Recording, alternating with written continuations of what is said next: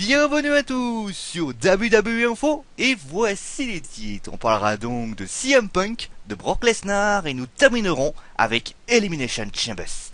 Allez, place maintenant à CM Punk, ou plutôt l'affaire CM Punk, car si vous suivez les WWE Info, vous êtes forcément au courant qu'il y a une guerre entre lui et la WWE.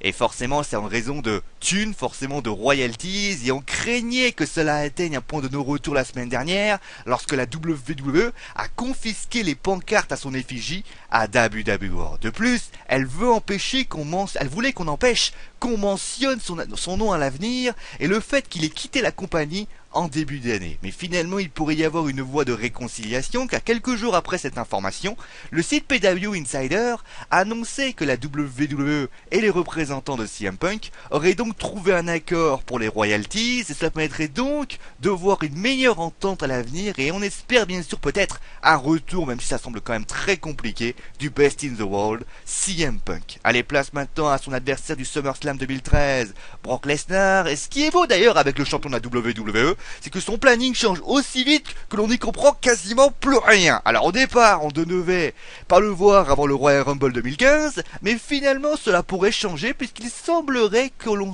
pourrait se diriger pour une défense de titre au pay-per-view TLC, le dernier pay-per-view de 2014, pour un match contre John Cena, puisqu'il a remporté, je vous rappelle, à Hell in a Cell, un droit pour le titre de champion du monde poids lourd de la WWE. Le seul souci pour moi, c'est que si c'est un TLC match, alors déjà, je vais vous dire, bon, John Cena il se débrouille quand même pas trop mal dans un TLC match, mais il faut quand même reconnaître une chose, c'est que Brock Lesnar n'a jamais fait de TLC match, et on pourrait se demander si le match ne serait pas décevant entre les deux personnes.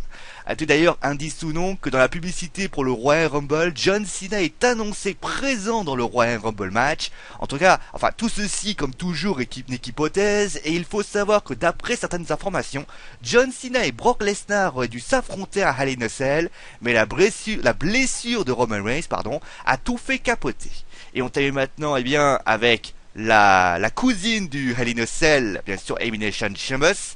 Elimination Chambers, comme vous le savez, c'est le pay-per-view qui suit la route entre le Royal Rumble et donc WrestleMania, qui forcément fait la route vers WrestleMania. Maintenant, d'après un ancien employé de la WWE qui a un pseudo qui est MedFan Forever, il aurait annoncé que sur le site Reddit, qu'Elimination Chambers pourrait être remplacé par un pay-per-view classique et donc de transition intitulé Fastlane au Fast Track.